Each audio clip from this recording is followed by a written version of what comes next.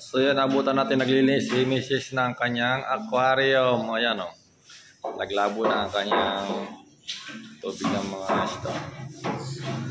Ano ba yan o? Nagkantuwad-tuwad na rin sa paglinis o. Ay, ano ba yan? Ganyan po ang paglinis ng aquarium yan.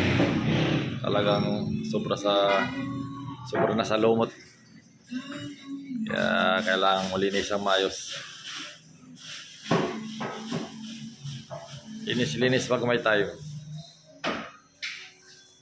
Kiskisin mo hanggat may lumot. Mamaya papalitan po niya ng tubig para mag-circulate po naman yung tubig galing doon sa nawasa. So lalagyan nyo ulit ng gamot. Thank you for watching. Bye. Ayun, stop po. Yan. Lumabo na sa kakakusus na lang ng ano.